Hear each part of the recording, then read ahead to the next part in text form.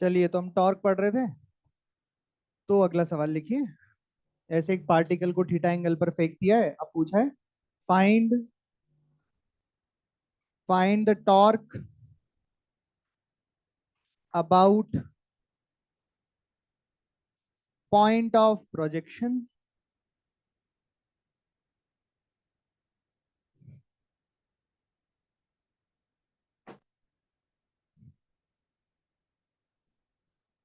When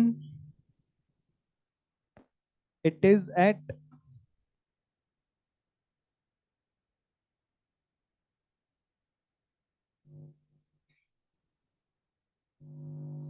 its maximum height.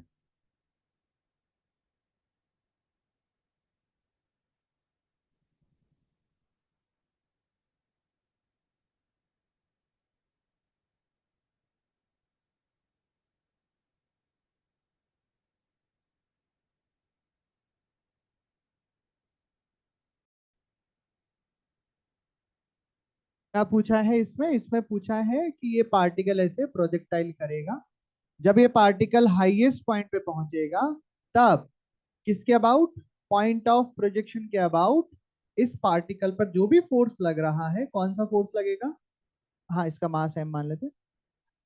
इस force का इस पॉइंट के अबाउट टॉर्क निकालना है। तो एक और डायग्राम बना लेते हैं। तो ये हाईएस्ट पॉइंट हो गया। हाईएस्ट पॉइंट पर फोर्स लग रहा है नीचे mg, और ये है आपका पॉइंट O, जिसके अबाउट आपको टॉर्क निकालना है, और ये हो जाएगा P, ये हो जाएगा OP। ठीक है, O पता है, P पता है। OP आपका R वेक्टर हो जाएगा, ये फोर्स वेक्टर हो जाएगा। और अब आपको सोचना है कि टॉर्क का कौन सा वाला फॉर्मूला हम काम में ले। तो बताइए, टॉर्क का कौन सा फॉर्मूला काम में ले जिससे हो तीनों से जाएगा, पर आसानी से किससे होगा? कौन सा? आखिरी वाला। आखिरी वाला टॉर्क का आखिरी फॉर्मूला है टॉर्क बराबर आर परपेंडिकुलर इंटू एफ। ठीक है, आर परपेंडिकुलर मतलब होता है कि आप एक लाइन ऑफ फोर्स बनाएं और जिसके अबाउट आपको टॉर्क निकालना है वहां से एक परपेंडिकुलर ड्रॉ करें, ये हो जाएगा आर परपेंडिकुलर। ये बेसिकली हो जाएगा रेंज का आधा, r/2। तो आर परपेंडिकुलर हो जाएगा r/2, एफ हो जाएगा mg। और रही बात डायरेक्शन की, तो रॉड ऐसे मान सकते हैं अपन, आर वेक्टर ही रॉड होती है, फोर्स किधर लग रहा है? नीचे। रॉड कैसे घूमेगी? क्लॉकवाइज। तो डायरेक्शन आएगा माइनस के क्या, इस तरीके से लिख लो। ये टॉर्क निकाल दिया।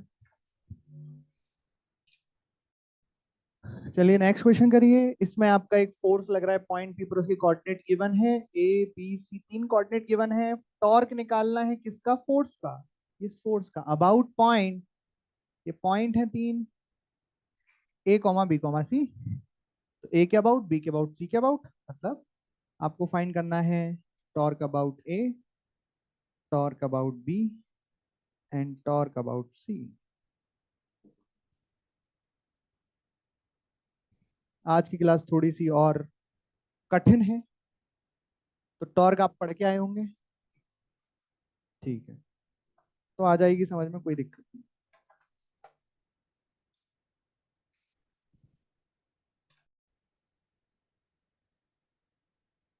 देखो सबसे पहले मुझे ए के अबाउट निकालना है। तो ए के अबाउट निकालना है मतलब आर वेक्टर क्या हो जाएगा? फोर्स यहाँ लग रहा है ना, तो ए पॉइंट के लिए जब टॉर्क निकालूंगा तो आर वेक्टर ये हो जाएगा।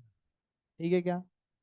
और जो फोर्स है ऑलरेडी क्या है? परपेंडिकुलर है, तो अपन लगा देते हैं आर एफ परपेंडिकुलर।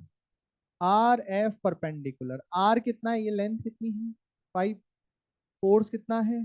10, 50। और रही बात डायरेक्शन की, तो ये जो आर वेक्टर है यही रॉड होती है, फोर्स ऐसे लग रहा है तो क्लॉकवाइज घूमेगी, तो माइनस के क्या है? ये माइनस के कैप आ गया। उसके बाद बी के अबाउट, बी क्या है? ओरिजिन। यहाँ पे आर वेक्टर क्या होगा? आर वेक्टर ये हो जाएगा, यहाँ से यहाँ तक का वेक्टर। तो कौन से वाले तरीके से निकालना सबसे आसान पड़ेगा? R perpendicular into F. क्यों? क्योंकि देखो मैं लाइन ऑफ एक्शन मानूंगा ये, और यहां से क्या डालूंगा? एक परपेंडिकुलर, ये आर परपेंडिकुलर, जो कि किसके बराबर आएगा? 5 के। फोर्स क्या है? 10। और सेम बात, रॉड हो जाएगी, फोर्स लगेगा तो क्लॉकवाइज, तो ये भी क्या आ जाएगा? माइनस एक है। और बताइए सी के अबाउट टॉर्क कितना आएगा? फोर्स सी से ही पास कर रहा है। तो बेसिकली अगर आर वेक्टर देखा जाए तो आर वेक्टर भी यही हो जाएगा, एफ वेक्टर भी यही हो जाएगा, दोनों के बीच में एंगल 0 डिग्री आएगा, तो 0 आएगा। ये आंसर होगा, लिख लीजिए। इसमें किसी को कुछ पूछना है तो पूछे।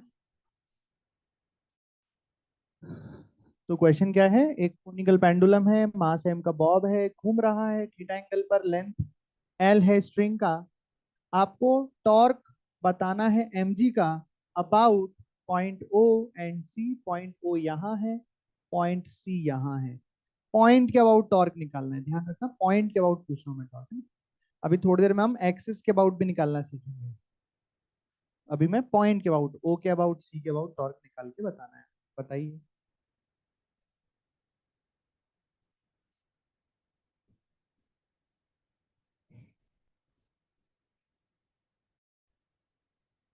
चलिए देखिए इधर। तो एक छोटा सा डायग्राम यहाँ बना लो समझने के लिए। यहाँ पे मान लीजिए ये ऐसा है, एम जी कैसा लगेगा नीचे। अब दो पॉइंट है ओ पॉइंट सी, पहले ओ के अबाउट देख लेते हैं। तो ओ के अबाउट अगर देखूं और फोर्स यहाँ लग रहा है तो ये हो जाएगा आर वेक्टर। ठीक है, ये आर वेक्टर हो जाएगा, फोर्स के कंपोनेंट कर लेंगे एम जी के दो कंपोनेंट, ऐसे भी कर सकते हो। और एक और थर्ड वाला, हम लास्ट वाला लाइन ऑफ फोर्स ये हो जाएगा, ओ से आप परपेंडिकुलर डालोगे, ये हो जाएगा आर, मतलब मैं लगा रहा हूँ यहाँ पे R perpendicular into F. R perpendicular क्या लिखूंगा, देखो ये थीटा है, ये एल है, तो ये एल कॉस है, ये एल साइन थीटा, मतलब ये हो जाएगा L sine theta into M G. रही बात डायरेक्शन की, तो आपको देखो, अगर रॉड आप मानोगे तो आर वेक्टर रॉड हो जाएगी, फोर्स कितना लग रहा है नीचे, तो रॉड कैसा घूमेगी क्लॉकवाइज, तो माइनस के क्या। अब बात करते हैं सी के अबाउट, सी एरा। तो सी में तो सिंपल दिख रहा है, ये अपना आर हो गया, ये आर हो गया, और एम जी तो इसके परपेंडिकुलर, ये तो आर एफ परपेंडिकुलर। लेकिन आंसर यही आएगा, आर कितना हो जाएगा इस केस में, L sine theta, M G minus के क्या। इसमें एक और कर लो, इसमें find torque of tension force. Tension जो फोर्स लगेगा स्ट्रिंग में उसका निकालना है। टेंशन को टी ही ले लेना है, टेंशन की वैल्यू नहीं निकालना। अबाउट पॉइंट ओ एंड सी,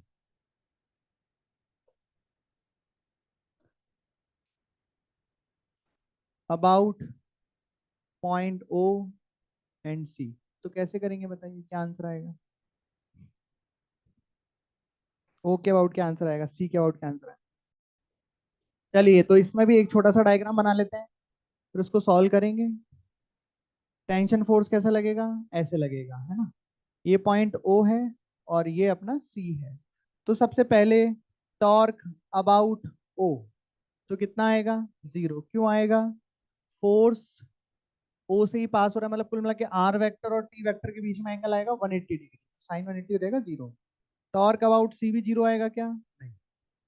उसके लिए आप क्या करोगे, पहले आर वेक्टर देखोगे, तो यहाँ पे फोर्स लग रहा है, तो ये हो गया आपका आर वेक्टर। अब टेंशन के दो कंपोनेंट होंगे, एक इधर और एक इधर, तो आप क्या लगा दोगे, आर एफ परपेंडिकुलर। आर तो क्या हो जाएगा एल साइन थीटा, टेंशन के कंपोनेंट करोगे, ये थीटा, ये थीटा, ये आ जाएगा टी कॉस थीटा। अब बात आती है डायरेक्शन की, तो आर वेक्टर इसमें ऐसा हो जाएगा, ये रॉड टेंशन कैसे लग रहा है ऊपर, तो रॉड कैसे घूमेगी एंटी क्लॉकवाइज। ओके क्या, तो यहाँ पे टॉर्क जो टेंशन का है सी के अबाउट वो ये आएगा, ओ के अबाउट 0 आएगा। लिख लो,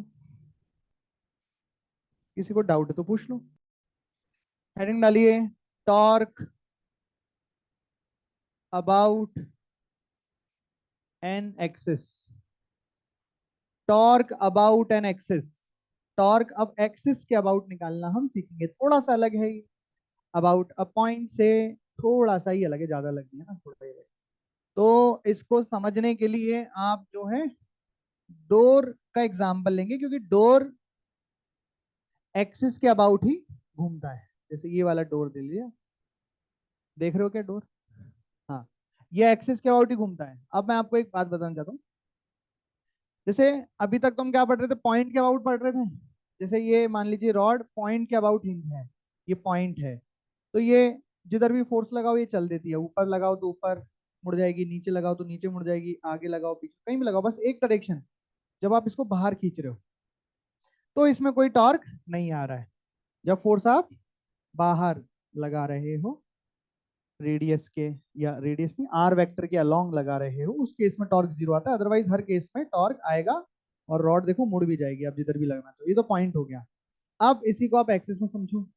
एक्सिस में, एक्सिस के अबाउट डोर घूम गया, ठीक है, बहुत बढ़िया बात है। इसमें मैं फोर्स बाहर की तरफ लगाऊंगा, टॉर्क नहीं आएगा, ठीक है। लेकिन एक डायरेक्शन और है फोर्स की, एक डायरेक्शन और है फोर्स की, जहां मैं अगर फोर्स लगाऊंगा तो टॉर्क नहीं आएगा, ऊपर, है ना। अगर मैं ऊपर लगाऊंगा इसमें फोर्स, तो दरवाजा नहीं खुलेगा, लैम्बोर्गिनी में ऐसा ऊपर नहीं खुलेगा, नहीं खुलेगा ना यार ये। मतलब ऐसा कि मान लो इस डोर पर, इस गेट पर कोई फोर्स लग रहा है, 3D में लग रहा है मान लो, उसके तीन कंपोनेंट है। अच्छा, एक बात याद दिला दें, बहुत दिन हो गई। ऐसे घूमेगा डोर, डोर, अरे घूमेगा, सर्कल ऐसा बनेगा, तीन डायरेक्शन होंगी, एक्सियल, रेडियल, टेंजेंशियल, तीन डायरेक्शन होंगी। हम यहाँ पे फोर्स के तीन कंपोनेंट करेंगे। हम ये मान रहे हैं कि इस डोर पर एक फोर्स लग रहा है जो कि 3D में लग रहा है, और उसके तीन कंपोनेंट्स हैं। तीन कंपोनेंट्स कहाँ कहाँ हैं? एक तो इस डायरेक्शन में है F1, कौन सी डायरेक्शन हो गई ये? एक कंपोनेंट ऊपर की तरफ लग रहा है, ये कौन सी डायरेक्शन हो गई? है ना। अबे सर्कल देखना भी, देखना हिसाब से, ये कौन सी डायरेक्शन हुई? अबे एक्सिस ही दिख रही है जब पूरी की पूरी, जब एक्सिस ही दिख रही है तो ये डायरेक्शन तो एक्सियल ही हुई ना लाला। हद लोग हैं। और एक फोर्स अंदर, F3, ये कौन सा हो गया? टेंजेंशियल। तो मेरे को बताओ, किस किस फोर्स का torque about the axis zero आना चाहिए? एक तो ये जीरो आएगा, क्यों? क्योंकि आप जब ऐसे फोर्स लगाओगे तो डोर खींचेगा नहीं आगे की तरफ, और खींचेगा मतलब, सॉरी, खींचेगा, घूमेगा नहीं। जब डोर को हम फोर्स ऐसे लगाएंगे तो डोर पर फोर्स आगे की तरफ लगेगा, पर क्या डोर में टॉर्क आएगा? डोर नहीं, पक्का। अच्छा, जब F2, जब डोर ऐसे एक्सिस पे हिंज है और ऊपर खींच रहे हैं, तो डोर में टॉर्क आएगा? नहीं आएगा, नहीं आएगा। पर अगर F3, हमने डोर को इस डायरेक्शन में धक्का मारा, इस डायरेक्शन में फोर्स लगाया, तो डोर घूमेगा। टॉर्क केवल किस फोर्स की वजह से आएगा? वो फोर्स जो टेंजेंशियल डायरेक्शन में लग रहा है। रेडियल डायरेक्शन में लगने वाले फोर्स की वजह से इस एक्सिस के अबाउट कोई टॉर्क नहीं आएगा। एक्सियल डायरेक्शन में लगने वाले फोर्स की वजह से इस एक्सिस के अबाउट कोई टॉर्क नहीं आएगा। टॉर्क केवल उसी फोर्स के अबाउट आएगा जो टेंजेंशियल डायरेक्शन में लग रहा है। ऐसा समझ में आई बात? आई कि नहीं आई? पक्का। तो ये बात हम लिखेंगे, मैं लिख पाऊंगा अभी, तीन पॉइंट हम ये लिखेंगे। उसके अलावा एक बात बताओ, अब थोड़ा सा और मुझे एक बात बताओ। देखो, F1 और F2 की वजह से टॉर्क आएगा ही नहीं। टॉर्क किसकी वजह से आएगा? टेंजेंशियल डायरेक्शन में जो फोर्स लग रहा है उसकी वजह से टॉर्क आएगा। तो बताओ, टेंजेंशियल डायरेक्शन में लगने वाले फोर्स की वजह से, टेंजेंशियल डायरेक्शन में लगने वाले फोर्स की वजह से जो टॉर्क आएगा वो किस डायरेक्शन में आएगा? बताइए। टेंजेंशियल डायरेक्शन में लगने वाले फोर्स की वजह से जो टॉर्क आएगा वो किस डायरेक्शन में आएगा? ऊपर आएगा, एक्सियल डायरेक्शन में आएगा। समझ में आई बात? कैसे? आप ऐसे तो डोर, अपन फोर्स आगे लगाएंगे, डोर ऐसे घूमेगा, डोर ऐसे घूमेगा, तो उंगलियां भी ऐसे घुमा, तो अंगूठा किधर आ गया? ऊपर। और वैसे नहीं तो आप ये देख लो, ये आर वेक्टर हो गया, ये आर वेक्टर हो गया, एफ वेक्टर अंदर हो गया, तो आर क्रॉस एफ ऊपर। कुल मिला के टॉर्क किस डायरेक्शन में आया?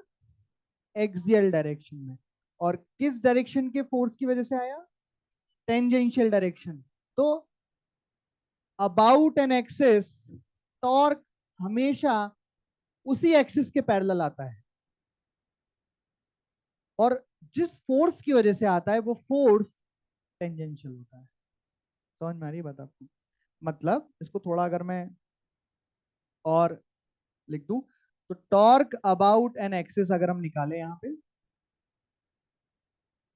तो क्या होगा? आर क्रॉस एफ होगा। कुछ आर वेक्टर होगा और कुछ एफ वेक्टर होगा। एफ वेक्टर का मान लेते तीन कंपोनेंट है, एक अलोंग द सॉरी एक रेडियल डायरेक्शन में, एक एक्सियल डायरेक्शन में और एक टेंजेंशियल डायरेक्शन में। तो जब इन दोनों का क्रॉस होगा, समझ ध्यान से, क्रॉस होके मान लो तीन डायरेक्शन में आंसर आएंगे भाई। एफ वेक्टर तो तीनों डायरेक्शन में हो सकता है ना, और आर क्रॉस एफ निकालोगे तो जरूरी नहीं है कि जीरो आए, लेकिन वो टॉर्क हमें कैंसिल करने पड़ेंगे। जैसे मैं कह रहा हूँ, आपने आर वेक्टर निकाला, आर वेक्टर ये रहा सर, एफ वेक्टर मान लो दिया था, आपने क्रॉस कर दिया और तीन आंसर आ गए। एक आ गया ए, ये मान लो ये डायरेक्शन में आ गया रेडियल। एक आ गया बी, ये आ गया मान लो टेंजेंशियल। और एक आ गया सी, ये आ गया मान लो एक्सियल। ये टॉर्क आए हैं। टॉर्क किसके अबाउट? तो बताओ इनमें से आप दो आपको रिजेक्ट करने हैं, एक सेलेक्ट करना है, वही आंसर होगा टॉर्क अबाउट एन एक्सिस। किसको रिजेक्ट करोगे? कौन कौन से दो टर्म को रिजेक्ट करोगे? किस किस को? रेडियल को और एक्सियल को? नहीं बेटा, टेंजेंशियल को। ये टॉर्क की डायरेक्शन है, ये फोर्स की डायरेक्शन है। फोर्स टेंजेंशियल वाला है, और जो टॉर्क आएगा वो अलोंग द एक्सिस आएगा। तो यहाँ पे आपको ये वाला और ये वाला रिजेक्ट करना है, और टॉर्क अबाउट एन एक्सिस जो लिखना है वो लिखना है सी, जो किस डायरेक्शन में आया है? एक्सियल डायरेक्शन में आएगा। ये है, देखो और अच्छे से थोड़ा। सी बेसिकली क्या आएगा? आर क्या है? आर तो आर मान लो, है ना। और कौन से फोर्स से मल्टीप्लाई होगा, कौन से फोर्स से क्रॉस प्रोडक्ट होगा कि डायरेक्शन आए एक्सियल आए? F3 से। तो बेसिकली सी क्या है? RF3। ये समझ में आई बात? फोर्स किस डायरेक्शन में है? टेंजेंशियल। पर क्रॉस होके जो आंसर आया टॉर्क का वो किस डायरेक्शन में? एक्सियल। तो टॉर्क में सिर्फ एक्सियल बचेगा, बचाना पड़ेगा, मतलब बचेगा। ये दो टर्म बन भी गई अगर, तो आपको बोलना है कटेंगी है, इधर टॉर्क हो ही नहीं सकता एक्सिस के अबाउट। अगर एक्सिस वाई कैप में है, सॉरी जे कैप में है, तो टॉर्क वेक्टर भी जे कैप में ही आएगा। जो भी कंपोनेंट आई में या जे में आ रहा हो, आई और के में आ रहा होगा, उसको आपको क्रॉस करना पड़ेगा कि ये नहीं हो सकता। ये होता है एक्सिस का। एक्सिस के अबाउट आपको देखना पड़ता है कि एक्सिस किस डायरेक्शन में है, उसी के पैरेलल या उसी के अलोंग जो वेक्टर आएगा टॉर्क का वैलिड होगा। ये है बात, समझ में आ गई बात? लिख लो इसमें, ये दो बातें लिखनी मैं लिखवा दूंगा, पहले इसको डोर का डायग्राम बना लो। यहाँ पे तीन बातें मैं लिखवा दूंगा, वो आप फिर लिख लेना अपने हिसाब से, एक दो बात और लिख लेना कि क्या कहना चाह रहा है कभी उसमें। चलिए ये वाला फर्स्ट पॉइंट लिखिए, torque about an axis is only due to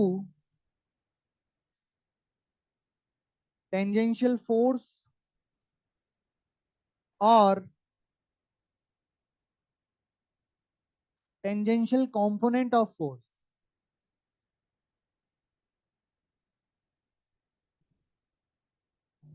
tangential force और टेंजेंशियल कंपोनेंट ऑफ फोर्स। क्या कहना चाह रहे हैं इसमें कि टॉर्क आएगा एक्सिस के अबाउट, वो केवल किसके अबाउट, किसकी वजह से आएगा? वो फोर्स जो या तो टेंजेंशियल डायरेक्शन में है, या जो नेट फोर्स लग रहा है उसका कंपोनेंट जो टेंजेंशियल डायरेक्शन में है। एक ही बात है, दोनों का मतलब एक ही बात नहीं है, क्या अलग अलग है क्या? एक ही बात। दूसरे पॉइंट में लिखिए,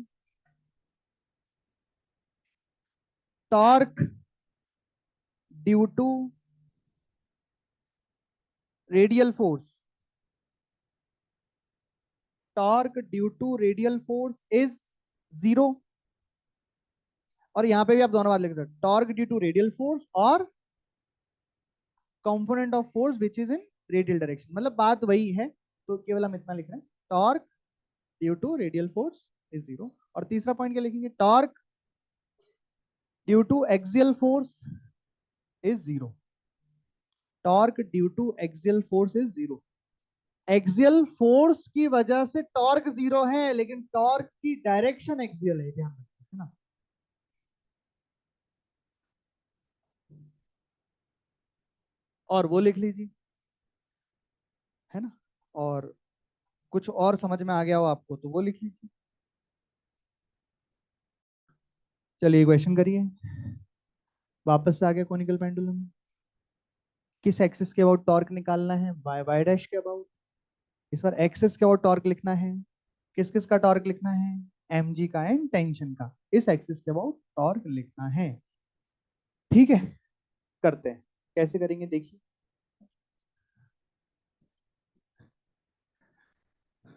तो बताइए आपको पुराना कितना याद है। पहले मैं लिखूंगा रहा हूं torque about tension, M G लिख लेता हूँ। Torque about M G, torque about tension. आप बताना चाहेंगे या मैं कर दूं? ये अपनी एक्सिस हो गई। ये ऑब्जेक्ट है जो ऐसा सर्कल बना के घूम रहा है ना। कोई मुझे ये बताए, एम जी किधर लगेगा? नीचे। एम जी की डायरेक्शन बताओ। एम जी किस डायरेक्शन में लग रहा है? एक्सियल डायरेक्शन में लग रहा है। और एक्सियल फोर्स की वजह से टॉर्क कितना आता है? जीरो हो गया। अरे हाँ कि ना। और टेंशन किधर लग रहा है? टेंशन इधर लग रहा है। तो टेढ़ा है, इसके दो कंपोनेंट करने पड़ेंगे। एक कंपोनेंट किधर आएगा? रेडियल। और एक किधर आएगा? एक्सियल। तो रेडियल वाले की वजह से भी जीरो आएगा, और एक्सियल वाले की वजह से भी जीरो आएगा। तो नेट टॉर्क का भी जीरो आएगा। या फिर आप एक और बात ध्यान रखो, क्या? कि अगर फोर्स इस तरीके से है कि वो एक्सिस ऑफ रोटेशन से ही पास हो रहा है, ये पूरी की पूरी क्या है? Axis of rotation. और टेंशन कहां से पास हो रहा है? एक्सिस ऑफ रोटेशन से ही पास हो रहा है। तो अगर फोर्स एक्सिस ऑफ रोटेशन से पास होता है, तो उस फोर्स का टॉर्क अबाउट दैट एक्सिस हमेशा जीरो आता है। अगर अब मन में रैंडम केस बना के कि अगर ऐसे हुआ तो वैसे करके देख। अगर फोर्स, दोबारा सुन लो क्या कर रहा हूं, अगर फोर्स एक्सिस ऑफ रोटेशन से पास होता है, तो उस एक्सिस के अबाउट फोर्स का टॉर्क हमेशा जीरो आता है, जैसे कि यहाँ टेंशन का हो रहा है। और बाकी दूसरे तरीके से बता दिया, टेंशन के दो कंपोनेंट के, एक रेडियल आया एक एक्सेल आया, दोनों की वजह से टॉर्क कितना आएगा? जीरो आएगा। लिख लीजिए, हेडिंग डालिए, dynamics of pure rotational motion, या यूं कह दूं NLM of pure rotational motion हम पढ़ेंगे। तो वो सारी चीजें, जैसे देखो, आपको अगर याद हो, एनएलएम में सिर्फ एक फॉर्मूला काम में आया था, और वो फॉर्मूला क्या था? F is equal to M A. अरे हाँ कि ना। रोटेशनल मोशन में एफ की जगह क्या आएगा? टॉर्क। एम की जगह क्या आएगा? आई। और ए की जगह क्या आएगा? अल्फा। तो अभी हमने आई निकालना सीखा है, फिर टॉर्क निकालना सीखा है, और अब डायनेमिक्स चालू कर रहे हैं। भाई डायरेक्ट डायनेमिक्स कैसे चालू कर सकते थे? पहले टॉर्क और आई तो निकालना सीखना पड़ता ना। अब चैप्टर स्टार्ट हो रहा है मतलब। ठीक है क्या? अरे हाँ, ठीक। तो थोड़ा सा कंपैरिजन करते हैं, थोड़ी सी चीजों को देखते हैं। आपको याद है मोमेंटम का फॉर्मूला क्या होता है? पी वेक्टर बराबर एम इंटू पी वेक्टर। फिर सेकंड लॉ ऑफ में क्या लिखा था? F is equal to D P upon D T सीखा था। अरे हाँ, पी को यहाँ पे डिफरेंशिएट वगैरह किया था, तो आया था एफ बराबर एम ए। फिर धीरे धीरे पता लगा था कि एफ क्या होता है? एफ नेट होता है। फिर पता लगा था ये एक्सटर्नल फोर्स। और ये पता लगा था मेन तो कि ए किसका होता है? सीओ एम का। तो ये तो हो गई। अब एक चीज और, यहाँ पे एंगुलर मोमेंटम आएगा। एंगुलर मोमेंटम का सिंबल एल से हम लिखेंगे। ठीक है, उसका फॉर्मूला आएगा आई इंटू ओमेगा। वो हम डराइव करेंगे जब हम पढ़ेंगे। ठीक है, देखो दिख रहा है कितना सेम सेम सा। एम की जगह आई हो गया, वो डराइव करेंगे, ऐसे नहीं डराइव। जैसे अपन ने काइनेटिक एनर्जी का डराइव किया था, ये थोड़ा लिख दिया था कि हाफ एम वी स्क्वायर है, तो हाफ की जगह हाफ, एम की जगह आई लिख दो, वी की जगह ओमेगा लिख दो। ऐसे नहीं किया था, हमने डराइव किया था, है ना? नहीं किया था? किया था। वैसे ही हम मोमेंटम का भी करेंगे। खैर, torque is equal to rate of change of angular momentum. जब इसको डिफरेंशिएट करेंगे तो वही torque is equal to I into D omega upon D T, alpha बन जाएगा। टॉर्क बराबर आई अल्फा। अच्छा याद है आपको, यहाँ पे अगर फोर्स एक्स एक्सिस के अबाउट होता, मतलब एक्स एक्सिस में होता था, अबाउट नहीं होता था, एक्स एक्सिस में होता था नेट फोर्स, तो एक्सेलेरेशन भी किधर आता था? एक्स में ही आता था। मास में यहाँ पे कोई डायरेक्शन नहीं होती थी कि एक्स का मास कि वाई का मास। अरे हाँ कि ना। यहाँ पे वही टॉर्क जिस एक्सिस के अबाउट लिखोगे अल्फा भी उसी एक्सिस के अबाउट आएगा, लेकिन इस बार आई की भी एक्सिस होगी कि आई भी उसी एक्सिस के अबाउट का होना चाहिए जिसके अबाउट आप टॉर्क लिख रहे हो। समझ में आ रही बात? बाकी तो टॉर्क भी क्या होगा, नेट होगा, एक्सटर्नल होगा, टॉर्क बराबर आई अल्फा होगा। किस एक्सिस के अबाउट होगा अल्फा? जिस एक्सिस के अबाउट टॉर्क होगा। जिस एक्सिस के अबाउट टॉर्क होगा अल्फा उसी एक्सिस के अबाउट होगा। लिखो पहले इतना, फिर यहाँ पे एक लाइन लिखेंगे, ठीक है क्या? तो यहाँ पे ऐसे ही लिख। अच्छा, हम कौन सा रोटेशन पढ़ रहे हैं? प्योर रोटेशन पढ़ रहे हैं। वैसे तो आप टॉर्क किसी के अबाउट भी लिख सकते हो, लेकिन प्योर रोटेशन के जब भी सवाल आएंगे तो हम किसके अबाउट लिखेंगे टॉर्क? फिक्स्ड एक्सिस के अबाउट, एक्सिस ऑफ रोटेशन के अबाउट। वैसे आप किसी के अबाउट भी लिख सकते हो, जरूरी नहीं कि जिसके अबाउट ये रॉड घूम रही है उसी के अबाउट टॉर्क लिखा जाए, उसी के अबाउट आई लिखा जाए। आपका मन है आप टॉर्क इसके अबाउट लिख सकते हो, कोई ऐसा पॉइंट ले सकते हो जो इस रॉड पे है ही नहीं, ठीक है? कर तो आप कुछ भी सकते हो, लेकिन सवाल सॉल्व करने के लिए हम क्या करते हैं और क्यों नहीं करते और किसी के अबाउट, वो भी हम आपको बता देंगे, है ना? ठीक है, पर ये ध्यान रखेंगे कि प्योर रोटेशन में जब भी टॉर्क बराबर आई अल्फा हम लगाएंगे तो टॉर्क हम किसके अबाउट लिखेंगे? फिक्स्ड एक्सिस के अबाउट। किसके अबाउट? या यूं कह दूं एक्सिस ऑफ रोटेशन के अबाउट।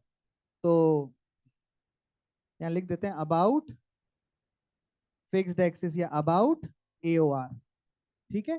तो आई भी किसके अबाउट लिखना है? About AOR.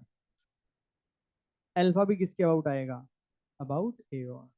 ये लिख लो, बस ये लिख लो। प्योर रोटेशन में हम सब कुछ एक्सिस ऑफ रोटेशन के अबाउट लिखेंगे, और जब सीटीआरएम पढ़ेंगे ना, कंबाइंड ट्रांसलेशन रोटेशन, वहां पे सब कुछ, अब वहां पे तो कोई फिक्स एक्सिस है ही नहीं, वहां हम सब कुछ सेंटर ऑफ मास के अबाउट लिखेंगे। और ऐसा कारण जब पढ़ेंगे तब समझाएंगे कि क्या होएगा अगर नहीं लिखा ऐसा, तो और क्या क्या चीजें आ जाएंगी, ठीक है? खैर, तो अभी हम क्या पढ़ रहे हैं? Pure rotation. तो अभी हमारा दिमाग सारा प्योर रोटेशन पे होना चाहिए, पंखे जैसा रोटेशन या रॉड का रोटेशन, एक एक्सिस का और घूम रहा है और वो एक्सिस फिक्स है, ठीक है जी? किसके और लिखेंगे? अबाउट। जैसे एक क्वेश्चन करके, क्वेश्चन नंबर क्या डाल दें? तो मान लीजिए कि एक डिस्क है, वैसे तो पुली है ये, पर ठीक है, अभी पुली डिस्क है अभी, ठीक है? मास एम है और रेडियस इसका आर है। इस पुली पर धागा लिपटा हुआ है, धागा देख रहे हो आप, और उसके एक एंड ऐसे बाहर निकल रहा है और उस पर फोर्स कितना लग रहा है? एफ। तो बताओ क्या होगा एफ फोर्स से? एफ फोर्स से धागे को खींचेंगे तो डिस्क घूमेगी। तो आपको इसमें दो बातें पूछी मैंने। पहली बात तो ये कि find torque of F about AOR, और दूसरी बात क्या पूछी मैंने? फाइंड, अच्छा ये तो मैंने बताया नहीं, अल्फा का मतलब क्या है? अल्फा का नाम क्या है? Angular acceleration. हाँ ठीक है ना? हाँ, ऐसे मेरे को बता देना, कभी कुछ ना बताओ, क्योंकि मैं कई बार समझ लूंगा कि तुम्हें आता होगा। फाइंड अल्फा, ये दो सवाल है, कैसे करना है मैं सिखाता हूँ, मैं बताता हूँ। अगर आप ध्यान से देखो तो कुछ भी नहीं है, एनएलएम जैसा ही चल रहा है, करेंगे भी हम वही सेम। कैसे लिखते थे एफ नेट? यहाँ पे एफ बी डी बनाते थे, एफ नेट लिख देते थे, बराबर एम ए कर देते थे। यहाँ पे भी यही करेंगे, एफ बी डी यहाँ पे दे दिया भगवान की जैसे, एफ लगा हुआ है, उसका टॉर्क लिखेंगे, ए ओ आर के अबाउट आई लिखेंगे, जो कि हमने सीखा है, अल्फा आ जाएगा। समझ में आ रही बात? तो सबसे पहले मैं टॉर्क निकाल, अब टॉर्क निकालने के तीन तरीके दिमाग में आ गए फटाक से। अरे आ गए क्या? तो बताइए किस तरीके से लिखूं मैं torque? Torque about A O R. तो मैं यहां से, ये ऐसे घूमेगी ना चक्री, इसके अबाउट में ऐसा, अरे ये तो आर आ गया। आर क्या होता है? आर यही होता है जिसके अबाउट आपको टॉर्क निकालना है और point of application of force, ये आर हो गया। और ये फोर्स हो गया जो कि किस पे ऑलरेडी परपेंडिकुलर, तो हमने लगा दिया आर एफ परपेंडिकुलर। रेडियस कितनी है, आर है, एफ कितना है, एफ है। डायरेक्शन भी बता दो, कैसे घूमेगी डिस्क, ऐसे घूमेगी, डायरेक्शन आएगी माइनस के। हो गया, ये टॉर्क आ गया। दूसरी बात, टॉर्क बराबर आई अल्फा हो जाएगा। जिस डायरेक्शन में फोर्स होता है उसी डायरेक्शन में एक्सलेशन आता है, जिस डायरेक्शन में टॉर्क होगा उसी डायरेक्शन में अल्फा है। टॉर्क क्या लिखेंगे, मैं किसके अबाउट कर रहा हूँ, ए ओ आर के अबाउट। तो अब चूंकि तो सिंपल सवाल है, एक ही फोर्स है, तो अपने लिखा नहीं बनना, लिख सकते हैं कि टॉर्क अबाउट, ये पूरी इक्वेशन में अबाउट ए ओ आर लिखना चाहता हूँ, तो टॉर्क क्या लिख दिया, आर एफ माइनस के कैप। अरे लिख दिया क्या। इस एक्सिस के अबाउट मोमेंट ऑफ इनर्शिया क्या होगा, ऐसे काम आएगा मोमेंट ऑफ इनर्शिया, मास की जगह काम आएगा और क्या। तो क्या आ गया, अल्फा वेक्टर आ गया। अल्फा वेक्टर क्या आ गया, एक आर से कर गया, 2f upon M minus 2f upon M R के कैप, ये आंसर हो गया एनएलएम। सच में। और अभी तो पुरानी यादें सारी ताजा हो जाएंगी, देखते जाओ। पुलिस सिस्टम आएगा, कंस्ट्रेंट आएंगे, सब आएंगे, कुछ नहीं बचेगा। तो मुद्दे की बात क्या है, अगर आपको सवाल करने हैं, देखो मोमेंट ऑफ इनर्शिया की तो हमने खूब प्रैक्टिस की है, क्योंकि उसमें वैरायटी बहुत ज्यादा थी ना, ऐसा वैसा। तो देखो कितना आसानी से आपने बोल दिया आई बराबर एम एस कर बैठो, लेकिन टॉर्क जब निकाला होगा तो ऐसा दिमाग पे सब ब्लॉकेज सा लग जाता है, ऐसा एकदम ब्लैंक, अंधेरा अंधेरा हो जाता है। तो कुल मिला के आपको ध्यान इस चीज पे देना है। उसके बाद तो आई लिखना और एल्फा अपने आप आए। तो इंपॉर्टेंट है टॉर्क, बहुत ज्यादा, समझ रहे हो आप। तो एक सवाल और करो, और उस सिस्टम पर लगने वाला नेट टॉर्क निकालो। नेट टॉर्क की प्रैक्टिस करनी है आपको, अभी एक दो दिन वही करवाएंगे बस आपसे। नेट टॉर्क की प्रैक्टिस हुई नहीं, बस पुलिस सिस्टम, ये सिस्टम, वो सिस्टम, सब निपट जाएंगे, एक एक सवाल में निपटेंगे सब। अरे हाँ कि ना। मेन क्या है, टॉर्क लिखना। क्या लिखना, टॉर्क। एफबीडी बनाना है, टॉर्क लिखना। यहाँ पे वही सब करेंगे, वहां पे ऐसा करते थे, याद है, नीचे एम जी लग रहा है, ऊपर एफ लग रहा है। अब अगर एक्सलेशन ऊपर है तो एफ माइनस एम जी बराबर एम ए, और अगर एक्सलेशन नीचे है तो एम जी माइनस। यहाँ पे वो काम एल्फा करेंगे। अरे अभी अभी आएंगे सिस्टम जिसमें दो तीन फोर्स एक साथ लग रहे हैं, इधर उधर उधर, अब आपको बनाना है अल्फा। तो अल्फा आपने जिधर मान लिया, उस डायरेक्शन को पॉजिटिव लेते हुए टॉर्क नेट बराबर आई अल्फा लाते हैं। अभी अभी तो एक ही तो बनाया, एक फोर्स था तो एक टॉर्क आ गया, इसमें कुछ था नहीं। अभी दो तीन फोर्स आ जाएंगे तो टॉर्क लिखेंगे अपन नेट। अरे नेट का क्या मतलब है यार, यहाँ पे अपन ने लिखा था ना टॉर्क नेट, इसका मतलब लग रहे हैं तीन चार फोर्स, तभी तो नेट एक ही होगा, तो क्या का नेट है। जैसे ये मानो, ये क्या स्पूल बोलते हैं, स्कूल बोलते हैं, स्पूल बोलते हैं, क्या होता है स्पूल।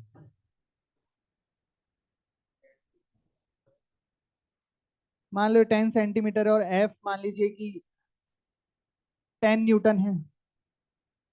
स्पून नहीं, स्पूल, स्कूल। और फोर्स मान लीजिए 4 न्यूटन है। अरे ये दिख रहा है ऐसा है 2D में, 3D में बताऊं कैसा है ये, 3D में ऐसा है। ये दो अलग अलग रेडियस है जिसपे धागा बंध रहा है, मान लो उस पर फोर्स लगा रहे हैं। ये इसके अबाउट एक बोतल घूम रही है, मतलब ऐसे। ये सामने से देखोगे तो ऐसी दिखेगी, जब इधर से देखोगे ना तो एक छोटी रेडियस का सर्कल और उसके पीछे एक बड़ी रेडियस का सर्कल, ये एक ही ऑब्जेक्ट है, मैं ये कहना चाह रहा हूँ। मतलब कई बार क्या होता है, मैंने सवाल दिया तो बच्चा बोलता है सर देखो अंदर वाला डिस्क तो ऐसे ऐसे घूमेगा और बाहर वाला डिस्क ऐसे ऐसे घूमेगा। फिर मैंने को समझा कि हाँ बात तो सही कह रहा है वो। तो फिर मैंने बताना है कि दो ऑब्जेक्ट नहीं है, ये एक ही ऑब्जेक्ट है जिसपे दो फोर्स लग रहे हैं। अब बोले सर एक ऑब्जेक्ट कैसे हुआ, दो है, फिर मैं ऐसे देख, ऐसे यूं है यूं। इसको अपन ने किधर से देखा, साइड से, तो क्या दिखेगा, एक छोटा सर्कल, एक बड़ा सर्कल। तो छोटे सर्कल पे फोर्स वैसे लग रहा है उधर, धागा मान लो इसमें भी धागा लिपटा हुआ है, अपनी चक्री है ये। किसकी चक्री, पतंग उड़ाने वाली चक्री, हाँ। तो एक पे फोर्स इधर लग रहा है, कैसे, एक पे तो इधर लगा रहे हैं उधर की साइड से मान लो ऐसे, और एक पे उधर लगा रहे हैं। कुल मिला के ये है जो है। और इसके अबाउट ये घूम सकता है। आपको बताना है एक्सिस ऑफ रोटेशन के अबाउट नेट टॉर्क कितना लग रहा है, find net torque about find torque net about AOR।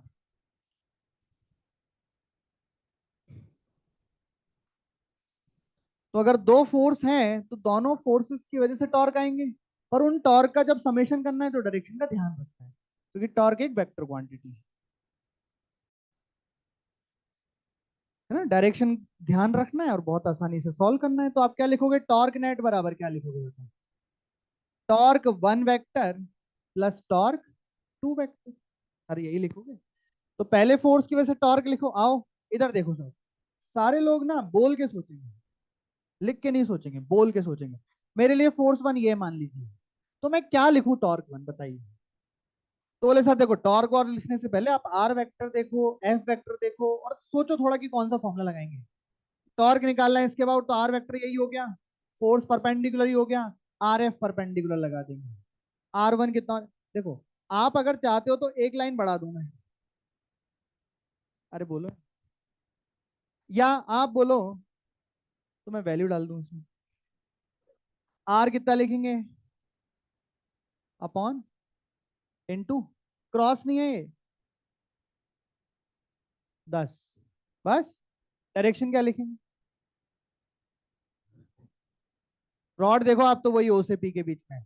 कैसे घुमाएगी, क्लॉकवाइज। अरे असली में किधर घूमेगी बोतल हमें नहीं पता, हम तो एक एक का देख रहे हैं, फिर नेट अपने आप पता लग जाएगा। रॉड ये, फोर्स ये, रॉड ऐसे घूमेगी क्लॉकवाइज, तो डायरेक्शन क्या आ गई, माइनस। सिंपल, इतना थोड़ी सोच। और इसमें आर क्या हो जाएगा, 20 × 4, और इसमें क्यों, आर वेक्टर ही हो जाएगा और फोर्स ऐसे लग रहा है तो एंटी क्लॉकवाइज। अब जो भी जीतेगा वो आपकी नेट टॉर्क आ जाएगा, डायरेक्शन आ जाएगी। या तो माइनस के कैप हो गया, या कितना हो गया, 0.8, ये माइनस में 0.2 के कैप आ गया। अरे आ गया क्या। तो मेरे को कोई बता सकता है कि फाइनली इसमें जो भी एंगुलर एक्सलेशन आएगा, जहां भी ये बोतल घूमेगी, चक्री घूमेगी, वो कैसे, ये इसमें देख के बताओ कैसे घूमेगी, क्लॉकवाइज। फाइनली कैसे घूमेगी, क्लॉकवाइज या एंटी क्लॉकवाइज। सुन एक बार देखते हैं। डायरेक्शन क्या, ये माइनस के कैप, तो अंगूठा किधर आना चाहिए, अंदर, तो उंगलियां कैसी आई, क्लॉकवाइज। सही है ना। तो फाइनली ये क्लॉकवाइज घूमेगा, मतलब किसका टॉर्क जीता, इसका टॉर्क, इसका टॉर्क जीत गया। ठीक है, छापो। इसमें डाउट है किसी को, एक रॉड है लंबी सी, ये एक्सिस ऑफ रोटेशन है, ऐसे है ना, या हिंज भी बोल सकते हैं, एक्सिस ऑफ रोटेशन भी बोल सकते हैं, ठीक। अब इस पे कुछ फोर्स लग रहा है, जैसे एक फोर्स मैंने नीचे से लगा दिया ऐसे, 10 न्यूटन मान लीजिए 2 मीटर पर, फिर यहाँ से 1 मीटर पर एक फोर्स लगा दिया मान लीजिए ऐसे, 37 डिग्री पर 20 न्यूटन, और एक फोर्स लगा दीजिए मान लीजिए ऐसे, 10 न्यूटन 53 डिग्री पर, ऐसे करके फोर्स लगा दिए। और यहाँ से यहाँ तक की डिस्टेंस मान लीजिए 2 मीटर। पूछा भैया find net torque about axis of rotation. तो टॉर्क तो अब पूरे चैप्टर में ही निकालना है, तो ऐसे टॉर्क के लिए अलग से हम बस ये सवाल करेंगे, उसके बाद अब क्वेश्चंस करना स्टार्ट करेंगे। जैसे पुली सिस्टम है तो ये है तो वो, तो उनमें टॉर्क निकालना ही पड़ेगा, तो टॉर्क की प्रैक्टिस तो साथ साथ होती ही जाएगी, है ना। सिर्फ टॉर्क निकालने वाला सवाल हम ये लास्ट, इसके बाद कॉन्सेप्ट के साथ साथ टॉर्क समझते जाएंगे, है ना। तो करूँ, तो यहाँ पे आपको कंपोनेंट्स वगैरह भी करने पड़ेंगे, थोड़ा सा कठिन क्यों हो गया यहाँ पे आपको, डायरेक्ट मैंने परपेंडिकुलर करके नहीं दिया कि आर के परपेंडिकुलर है उसी का वैल्यू डालो, थोड़ा सा यहाँ पे आपको फोर्स के कंपोनेंट्स भी करने पड़ेंगे।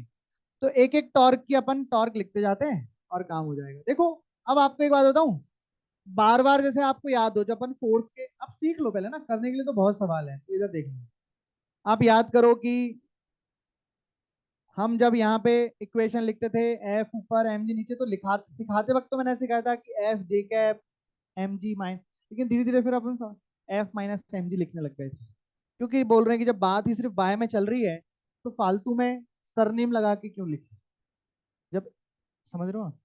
तो वैसे ही सेम, अब जैसे यू सब यूं यूं यूं यूं घूमेंगे तो सारे के कैप में आएंगे या माइनस के कैप में आएंगे, तो आप जो है, आप सीधा ये समझ लो ना कि जब ऐसे घूमेगा तो माइनस में लिख देंगे, और जब वो ऐसे घुमा रहा होगा कोई फोर्स ऑब्जेक्ट को, रॉड को, ओपी को, तो प्लस में लिख देंगे। समझ में आई बात? तो आपका थोड़ा टाइम बच जाएगा, थोड़ा काम जल्दी हो रहा है, कैसे देखने का। सबसे पहले इसके लिए लिखते हैं, आर लिखा, एफ परपेंडिकुलर आया, टेंशन की बात खत्म, फोर्स ऊपर लग रहा है तो ये रॉड को ऐसे घुमाएगा, तो आंसर माइनस लेंथ हो गई 2, एफ हो गया 10, ये टॉर्क 1 आ गया। ऐसे फास्ट, थोड़ा तेज जल्दी, क्योंकि टॉर्क में ही आधा घंटे लगा ले तो सवाल कब करेंगे फिर? सवाल ये नहीं होगा कि फाइंड द टॉर्क, टॉर्क उस बड़े से क्वेश्चन का एक छोटा सा हिस्सा होगा। प्लस में आएगा तो प्लस लगा दो, समझ गए क्या? अच्छा एक बात बताऊं आपको, प्लस और माइनस मानना आपकी इच्छा है। जैसे मान लो अगर इसको माइनस लिख देता और फाइनल आंसर माइनस में आता, तो मैंने जिसको माइनस माना है वो माइनस के आंसर से सेटिस्फाई आ जाता है ना, तो प्लस और माइनस कन्वेंशन है। खैर, इसके लिए बताइए, इसके लिए लेंथ कितनी देगी, ए आर से 3, तो लेंथ तो आप लिख दो 3। ये कैसे घुमाएगा? जो भी फोर्स लगेगा, फोर्स के कंपोनेंट होंगे, हमें कौन सा वाला कंपोनेंट चाहिए? परपेंडिकुलर। ये कैसे घुमाएगा? ऐसे घुमाएगा क्लॉकवाइज, तो माइनस में लिख दो। और फोर्स का कंपोनेंट कितना आएगा? 20 sin 37, है ना? 20 sin 37, अरे ठीक है क्या? और टॉर्क 3 लिख देते हैं, टॉर्क 3 कैसे घुमाएगा? इसके कंपोनेंट क्या होंगे? तो ये वाला कंपोनेंट घुमाएगा 10 sin 53, और डायरेक्शन क्या हो जाएगी? प्लस में। लेंथ क्या हो जाएगी? 5। अरे हाँ ना, ये सब आपने कौन सा वाला आपने टॉर्क का फॉर्मूला लगाया पता है? टॉर्क का आपने फॉर्मूला लगाया आर एफ पर, और मैं बोला था आपको ये सबसे ज्यादा लगेगा। अभी आप देखते जाओ और सवाल करते जाओ, ये सबसे ज्यादा लगेगा आर एफ परपेंडिकुलर। ठीक है, बाकी तो कोई सा भी लग सकता है, वो कोई बात नहीं, मैं तो एक बात बता रहा हूँ बस कि ये वाला सबसे ज्यादा लगेगा। आंसर आ गया। फाइनल आंसर पॉजिटिव आया है नेगेटिव में? कितना आया है? 24। बस यही। प्लस में आया मतलब एंटी क्लॉकवाइज टॉर्क की डायरेक्शन होगी, क्योंकि हमने प्लस को एंटी क्लॉकवाइज माना इसलिए। ये नहीं कि प्लस का मतलब एंटी क्लॉकवाइज होता है और फिर आप जब क्वेश्चन सॉल्व कर रहे हो तो उसमें भगवान जाने क्या कर रहे हो, लास्ट में प्लस आ गया तो बोला एंटी क्लॉकवाइज, ऐसा नहीं। हमने जब सवाल शुरू किया तो एंटी क्लॉकवाइज प्लस लिया, इसलिए आंसर प्लस में आया, तो मैंने बोला कि टॉर्क की डायरेक्शन क्या रहेगी? Anti clockwise. और ओवरऑल ये रॉड कैसी घूमेगी? Anti clockwise. ऐसा समझ में आई बात? इन फोर्सेस के लगने के बाद ये बात है, समझ में आ गया? टॉर्क निकालना सीखा है? चलिए, अब हेडिंग डालिए, प्रॉब्लम्स ऑन इक्विलिब्रियम। याद है एनएलएम का बीबी 2? बीबी 2 क्या था एनएलएम का? Problems on equilibrium. हाँ, नहीं था? तो जब जब ऐसे टॉपिक आते जाएंगे ना तो मैं आपको बताऊंगा ये कौन से बिगनर बॉक्स से रिलेटेड है ना? तो आप जाके उसका रिवीजन कर लिया करना, ठीक है? तो अच्छा रहेगा। तो ना, जब आपको एनएलएम पढ़ाया था तो इक्विलिब्रियम की अधूरी बातें आपको बताई थी, आपको केवल ट्रांसलेशनल इक्विलिब्रियम ही सिखाया था। ट्रांसलेशनल इक्विलिब्रियम क्या होता है? ट्रांसलेशनल मोशन में कौन सा रिलेशन काम करता है? एफ नेट बराबर एम ए। और जब इक्विलिब्रियम आता है तो हम उसको क्या बोलते थे? इक्विलिब्रियम कब आता है? जब एफ नेट क्या हो जाए? 0। बोले सर, अच्छा एक बात बताओ, ऐसा बहुत सवाल किए, कई बार आपने क्वेश्चन देखे होंगे ना एकदम सिंपल वाले जो होते हैं, ऐसे फोर्स आगे लग रहा है तो एक्सलेशन आगे आएगा, तो मैं कहता था एक्स में इक्विलिब्रियम नहीं है, एक्स में तो एक्सेलरेशन है, पर वाई में इक्विलिब्रियम है। मतलब ऐसा जरूरी नहीं है कि इक्विलिब्रियम होता है तो तीनों में तीनों डायरेक्शंस में होता है, नहीं होता तो ऐसा नहीं है, एक एक डायरेक्शन में भी इक्विलिब्रियम आ सकता है कि एक्स में इक्विलिब्रियम नहीं है पर वाई में है, जेड में है, इस तरीके से। अरे हाँ की ना, इसको कहते हैं अपन ट्रांसलेशनल इक्विलिब्रियम। तो वैसे ही रोटेशनल इक्विलिब्रियम में भी है कुछ बात, क्या बात है देखते हैं। तो रोटेशनल इक्विलिब्रियम किसे कहेंगे? रोटेशनल इक्विलिब्रियम, रोटेशनल में इक्वेशन क्या रहती है? Torque net is equal to I L, ठीक है। और इक्विलिब्रियम का मतलब हो जाएगा टॉर्क नेट बराबर जीरो। अब यहाँ पे क्या बात रहेगी, देखो टॉर्क हमेशा किसी एक्सिस के आउट निकालोगे, हाँ कि ना? टॉर्क आप किसी भी एक्सिस के आउट निकाल सकते हो। वैसे निकालेंगे अपन किसके अबाउट, किसके अबाउट अपन बात करते हैं एक्सिस ऑफ रोटेशन। अगर घूम रहा है तो वो तो हमारी चॉइस है, पर ऐसा थोड़ी कि आपको कोई मना कर देगा कि नहीं नहीं इसके अबाउट टॉर्क मत निकालो या उस एक्सिस के अबाउट टॉर्क मत निकालो। टॉर्क तो आप किसी भी एक्सिस के अबाउट निकाल सकते हो। तो जिस एक्सिस के अबाउट टॉर्क जीरो आएगा उस बॉडी पर, उस एक्सिस के अबाउट इक्विलिब्रियम है। तो ऐसा हो सकता है कि कोई बॉडी किसी पर्टिकुलर एक्सिस के अबाउट इक्विलिब्रियम में है पर किसी के अबाउट इक्विलिब्रियम में नहीं है। ऐसा एग्जांपल मैं ऐसे दे सकता हूँ, जैसे अभी हमने टेंशन का टॉर्क निकाला था कोनिकल पेंडुलम में। टेंशन का टॉर्क निकाला था about point O and about point C. तो ओ के अबाउट तो टॉर्क जीरो आया था पर सी के अबाउट टॉर्क आया था। अगर उस कोनिकल पेंडुलम पर केवल टेंशन फोर्स लग रहा होता तो हम कहते हैं कि ओ के अबाउट तो वो रोटेशनल इक्विलिब्रियम में है पर सी के अबाउट नहीं है। ऐसा जैसे सेम यहाँ पे वो एक्सिस में रहता है कि एक्स में तो इक्विलिब्रियम नहीं है पर वाई में इक्विलिब्रियम में है। वैसे यहाँ पे किसके अबाउट चलता है? एक्सिस के अबाउट। जिस एक्सिस के अबाउट टॉर्क नेट जीरो होगा उस एक्सिस के अबाउट वो इक्विलिब्रियम होगा। कौन सा इक्विलिब्रियम होगा? रोटेशनल। तो ये नोट करो, फिर एक बात लिखते हैं, पूरा ही नोट करना। अच्छा, आपके मन में आ रहा होगा अच्छा ये तो हमने पढ़ लिया है, इस चैप्टर में हम इसके सवाल करें। ये भी आएगा, इसके भी और इसके भी मिक्स होते आते हैं, है ना? तो ये तो काम आएगा ही आएगा, साथ में ये। तो एक इक्वेशन इधर से आएगी और एक इक्वेशन इधर से आएगी, दो इक्वेशन की जरूरत पड़ा करेगी इन सवालों को सॉल्व करने में। दो इक्वेशन, एक इक्वेशन आएगी ट्रांसलेशनल इक्विलिब्रियम से और एक इक्वेशन आएगी रोटेशनल इक्विलिब्रियम। तो क्या लिखोगे? क्या लिखोगे? लिखो if net external torque on a system, if, इसका मतलब नेट एक्सटर्नल टॉर्क को अगर आपको सिंबल में लिखना है तो ये लिखा हुआ है, if net external torque on a system about an axis is zero, about an axis is zero, comma the system is said to be in a rotational equilibrium, the system is said to